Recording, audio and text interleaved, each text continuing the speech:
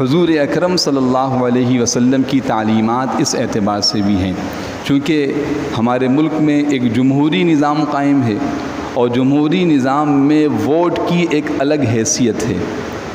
اس سے قطع نظر یعنی اس سے ہٹ کر کہ اسلام میں جمہوری نظام ہے یا نہیں ہے،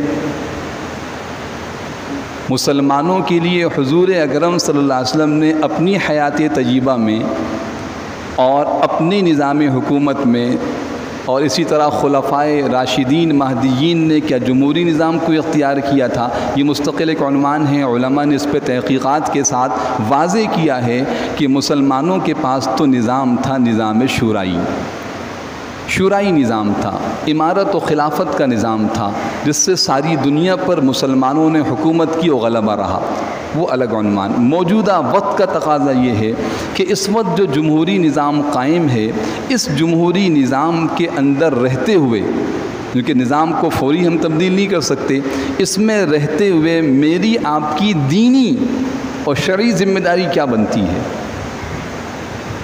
یہ اہم بات ہے۔ اور اس میں ووٹ کی کیا حیثیت ہے، ہم نے اس کو گویا دین سے بالکل ایک الگ چیز قرار دے دیا ہے، لہٰذا دینی شعور رکھنے والے دیندار لوگ یا اچھے سلجھے ہوئے مزاج کے لوگ اس سے کنارہ کشی اختیار کرتے ہیں۔ تو اس موقع پر میں چند صفحات کا مضمون ہے شیخ الاسلام مفتی محمد تقی عثمانی صاحب دامت برکاتہم کا، وہ آپ کے سامنے پڑھ کے سنانا چاہتا ہوں۔ توجہ سنیے، تھوڑا سا وقت تو لگے گا لیکن ایک اہم دینی بات ہم تک پہنچے گی، ایک بات سمجھ میں آئے گی۔ دیکھیں، ایک بات کو ہم سمجھیں گے تو اس پہ عمل کریں گے، قرآن و سنت کی رہنمائی سامنے آئے گی۔ اور حضرت مفتی صاحب دامت برکاتہم، آپ سب جانتے ہیں کہ اللہ پاک نے علمی اور عملی اور دینی ایک مقام عطا فرمایا ہے۔ تو کئی سال پہلے، سال پہلے جب حضرت مختلف فقہی مقالات تحریر فرماتے تھے، تو یہ حضرت کے فقہی مقالات اردو کے اندر ہیں، آپ حضرات لے بھی سکتے ہیں، فقہی مقالات کے نام سے 4 جلدوں میں بہت اہم ترین احکام کو اس میں بیان کیا ہے۔ تو اس میں سے یہ ایک مقالہ ہے، ایک فقہی لیکچر اور محاضرہ ہے کہ ووٹ کی اسلامی حیثیت کیا ہے۔ میں تقریباً انہی الفاظ میں آپ کو پڑھ کے سنا رہا ہوں، توجہ سے سنیے تاکہ بات واضح ہو اور ہمیں پتہ چلے کہ اس موقع پر میری بحیثیت مسلمان پاکستان کا شہری میری ذمہ داری کیا ہے۔ الحمدللہ وسلام علی عبادہ الذین اصطفیٰ اما بعد۔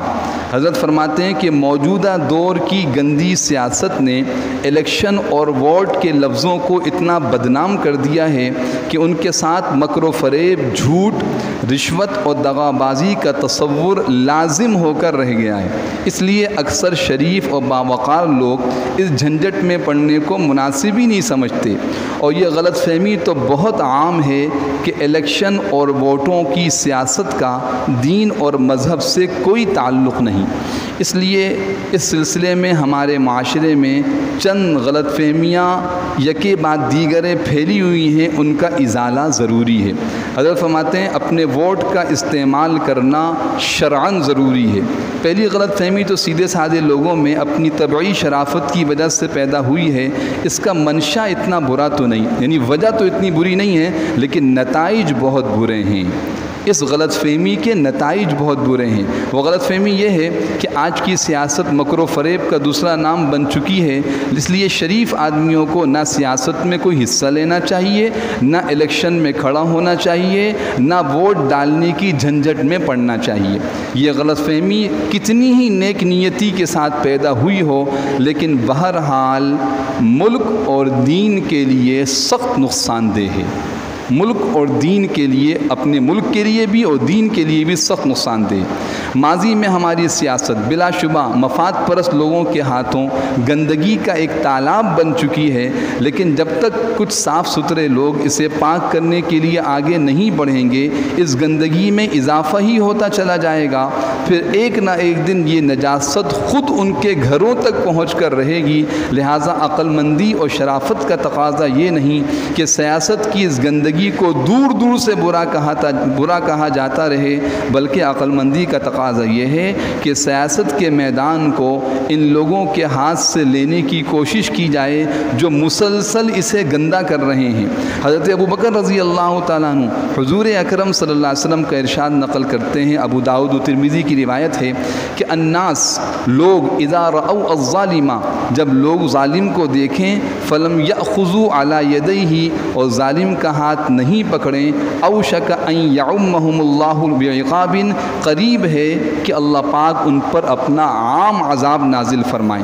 آپ کھلی آنکھوں سے دیکھ رہے ہیں کہ ظلم ہو رہا ہے، انتخابات میں سرگرم حصہ لے کر اس ظلم کو کسی نہ کسی درجے میں مٹانا آپ کی قدرت میں ہے، تو اس حدیث کی روح سے یہ آپ کا فرض ہے کہ خاموش بیٹھنے کے بجائے ظالم کا ہاتھ پکڑ کر اس ظلم کو روکنے کی اپنی طاقت کے مطابق کوشش کریں۔ بہت سے دیندار لوگ سمجھتے ہیں کہ اگر ہم اپنا ووٹ استعمال نہیں کریں گے تو اس سے کیا نقصان ہوگا، بھائی نہیں دیا ووٹ ہم نے، نہیں گئے، ہم نہیں جاتے وہاں پر۔ لیکن سنیے سرکار دو عالم صلی اللہ علیہ وسلم کا کیا ارشاد ہے۔ سہل ابن حنیف رضی اللہ تعالیٰ عنہ سے مسند احمد میں روایت ہے، آپ صلی اللہ علیہ وسلم نے ارشاد فرمایا من اذل عنده مؤمن فلم ينصره وهو يقدر على ان ينصره اذله الله على رؤوس الخلائق، جس شخص کے سامنے کسی مؤمن کو ذلیل کیا جا رہا ہو اور وہ اس کی مدد کرنے پر قدرت رکھنے کے باوجود مدد نہ کرے، اللہ تعالیٰ اسے قیامت کے دن برسر عام رسوا کریں گے۔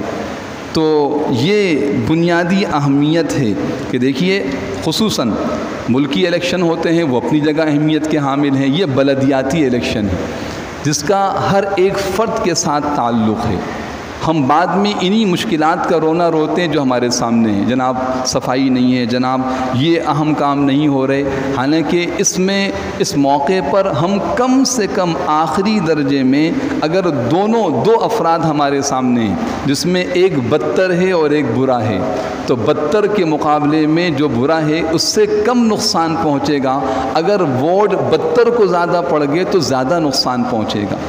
اور میرے ایک ووٹ سے کیا ہوگا، یہ ایک ووٹ قیمتی ہے، یہ ایک ووٹ شہادت ہے، آگے تفصیل آئے گی، یہ ایک ووٹ گواہی ہے، یہ ایک ووٹ سفارش ہے، یہ ایک ووٹ امانت ہے، یہ ایک ووٹ نیابت اور وکالت ہے، 4 حیثیتیں ہیں ووٹ کی۔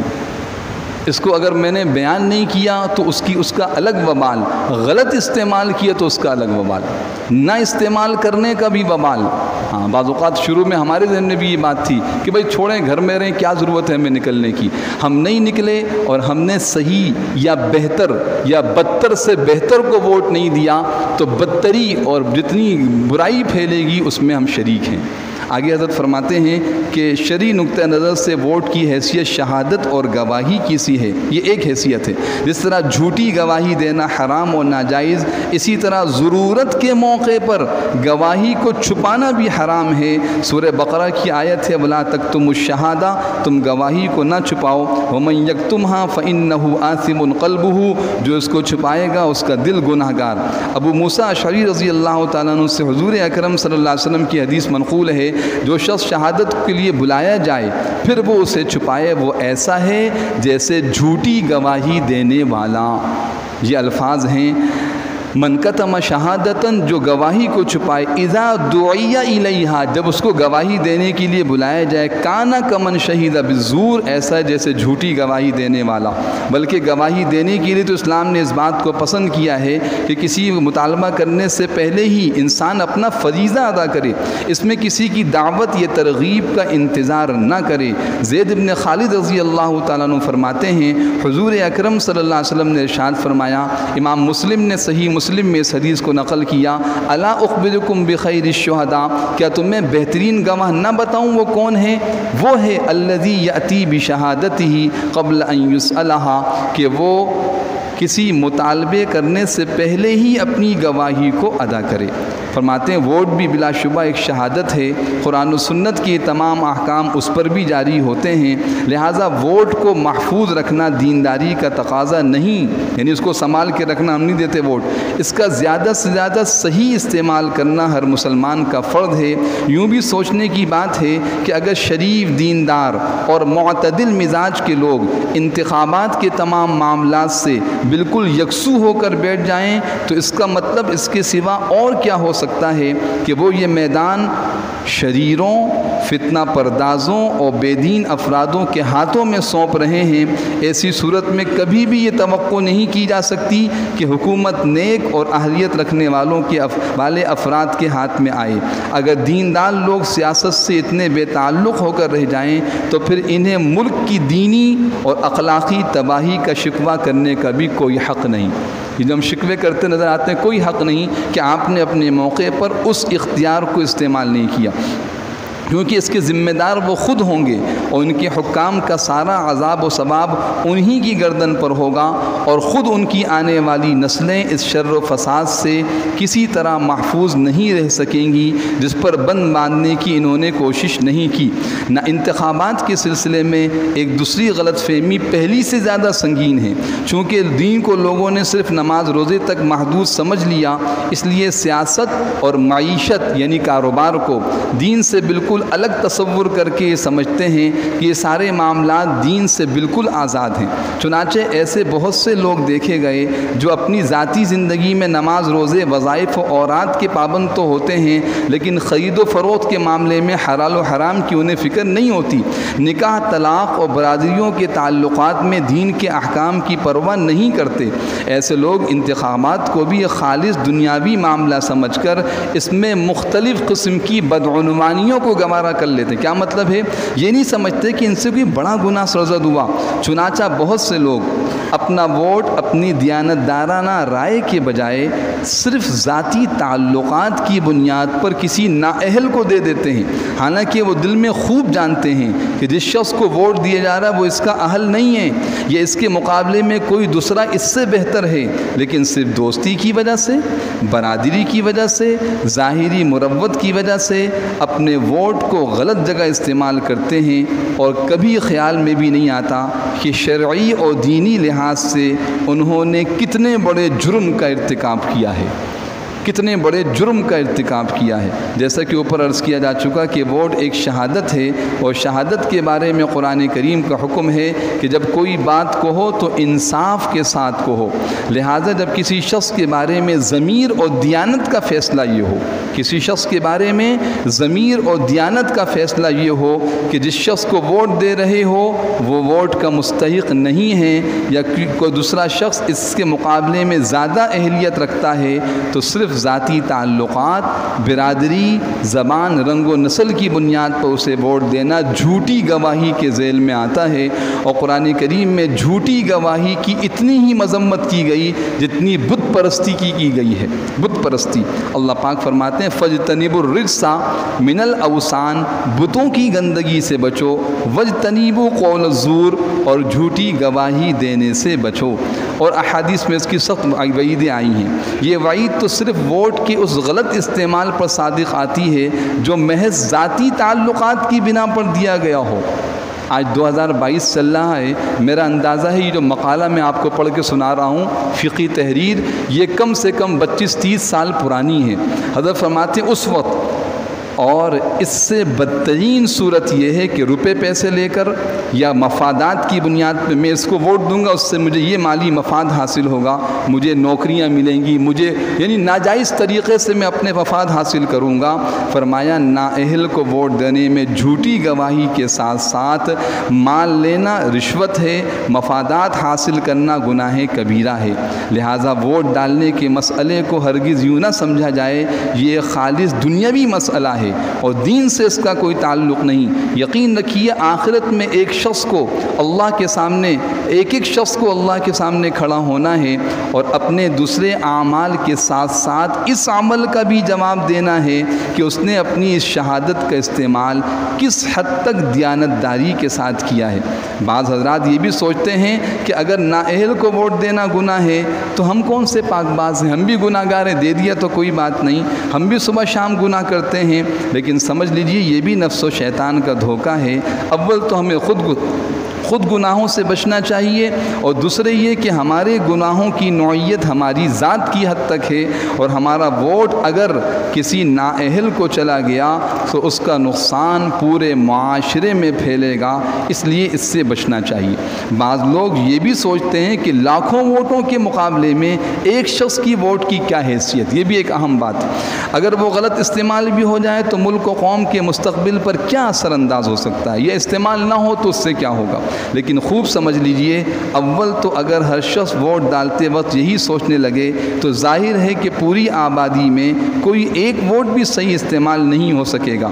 پھر دوسری بات یہ ہے کہ ووٹوں کی گنتی کا جو نظام ہمارے یہاں رائج ہے، اس میں صرف ایک ان پڑھ، جاہل، ناسمجھ شخص کا ووٹ ملک و ملت کے لیے فیصلہ کن ہو سکتا ہے، ملک و ملت کے لیے فیصلہ کن ہو سکتا ہے۔ اگر ایک بے دین، بد عقیدہ، بد کردار امیدوار کے بیلٹ باکس میں صرف ایک ووٹ دوسروں سے زیادہ چلا جائے تو وہ کامیاب ہو کر پوری قوم پر مسلط ہو جائے گا۔ اس طرح بعض اوقات صرف ایک جاہل ان پڑھ انسان کی معمولی سی غفلت اور بھول چوک یا بددیانتی پورے ملک کو تباہ کر سکتی ہے۔ اس لیے مروجہ نظام میں ایک ایک ووٹ قیمتی ہے، یہ ہر فرد کا شرعی، اخلاقی، قومی اور ملی فریضہ ہے۔ شرعی، اخلاقی، قومی، ملی دینی فریضہ ہے۔ ملی سے مراد ملت دین ہوتی ہے، ملت اسلام، اور وہ اپنے ووٹ کو اتنی ہی توجہ اور اہمیت کے ساتھ استعمال کرے جس کا وہ فی الواقع مستحق ہے۔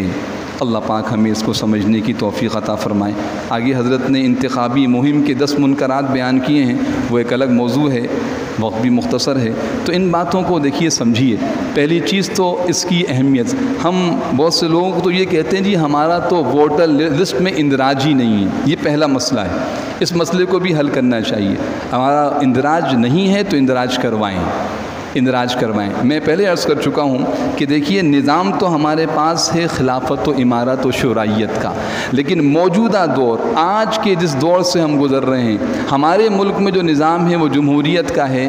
اس نظام جمہوریت کے اندر رہتے ہوئے اس طریقہ کار کو صحیح استعمال کرنا ہماری دینی ذمہ داری۔ لہٰذا سب سے پہلے اپنے ووٹر لسٹ جو ہے ہماری، اگر جو یہاں اپنے کراچی کے ہیں، کراچی کے اعتبار سے جہاں کے ہیں، کہیں بھی ہے، لسٹ میں اندراج ہونا ضروری ہے۔ اندراج ہوگا تو آپ کا ووٹ ہوگا۔ بات واضح ہو رہی ہے؟ پہلی چیز اندراج۔ دوسری چیز پھر اس کا صحیح استعمال، اس کی اہمیت کو ہم سمجھیں۔ استعمال گواہی ہے، گواہی چھپائیں گے تفصیل سامنے آ گئی تو وہ پکڑ ہے، لہٰذا اس کا صحیح استعمال۔ کس کو ووٹ دینا؟ گواہی ہے، یہ سفارش ہے ہمارا ووٹ امانت ہے، حکم ہے کہ امانت اس کے اہل تک پہنچائی جائے۔ ہمارا ووٹ وکالت اور نیابت ہے، ہم جس کو ووٹ دے رہے ہیں وہ ہمارا نائب ہے، ہمارا وکیل ہے، جو وہ کرے گا اس کے اچھائی برائی کے ہم ذمہ دار ہوں گے۔ اس لیے میرے محترم دوستوں، اس کی اہمیت کو سمجھا جائے۔ کس کو ووٹ دیں، ہم اس کا جائزہ لیں، ہم اس پہ غور کریں، اچھی طرح دیکھیں۔ ہمارے علاقے میں جو لوگ الیکشن میں کھڑے ہو رہے ہیں، ان افراد، ان کی جماعتوں پہ ہم تحقیق کر غور کریں۔ دیکھیں، ایک موبائل لینے ہم جاتے ہیں، سب چھوڑیے، ایک دودھ لینے جاتے ہیں، بھائی یہاں سے دودھ نہیں لیتے ہم، کیوں نہیں لیتے؟ بھائی یہ صحیح آدمی نہیں، ملاوٹ کرتا ہے، یہ مقدار کم دیتا ہے۔ 1 کلو دودھ کے لیے ایک ناسمجھ آدمی بھی اپنی سمجھ کو استعمال کرتا ہے۔ اتنی اہم دینی اور ملکی قومی ذمہ داری کے لیے ہم ایسی آنکھیں بند کر کے چل رہے ہیں اور ہم سمجھ رہے ہیں کوئی بات ہی نہیں ہے۔ نہیں میرے محترم دوستوں، جتنی نقصان سامنے آ رہا ہے اس کی ایک بڑی وجہ اپنے اس حق کا صحیح استعمال نہ کرنا ہے۔ تو ہم دیکھیں، جتنے لوگ ہیں ان میں غور کریں، ایک ہفتہ ہمارے پاس سے اچھی طرح سمجھیں۔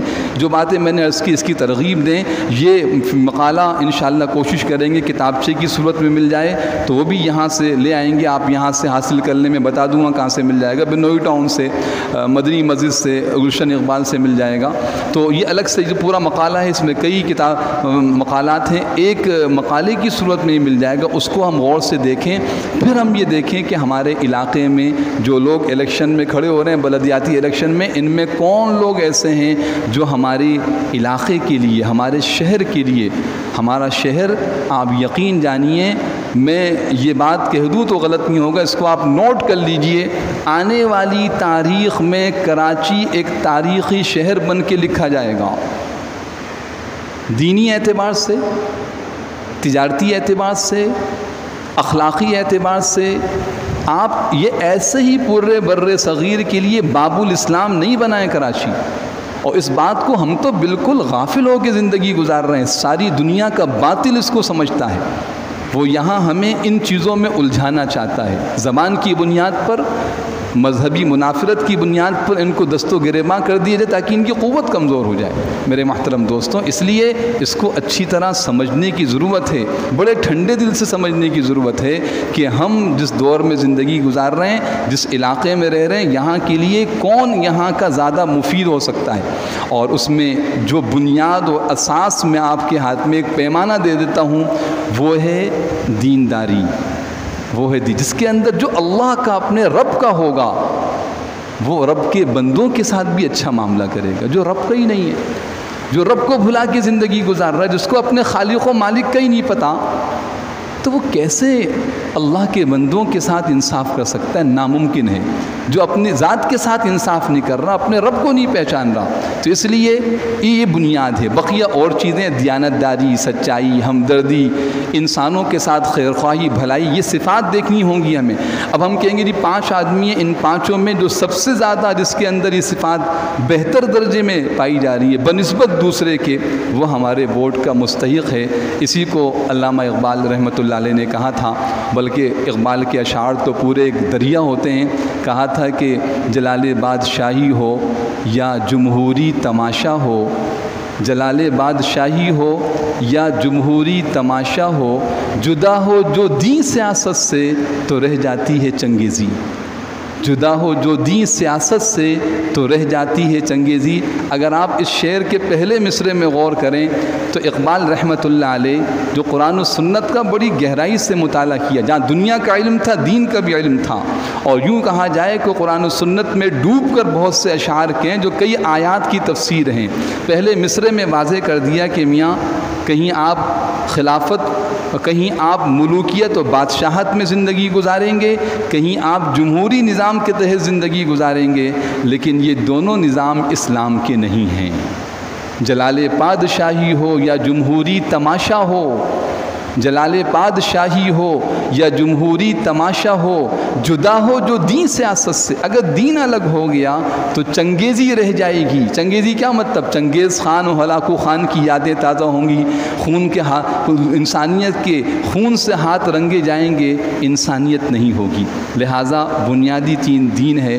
اللہ پاک جو باتیں عرض کی ہیں اس موقع کے اعتبار سے مجھے آپ کو اچھی طرح سمجھنے، اس پہ عمل کرنے کی توفیق عطا فرمائے۔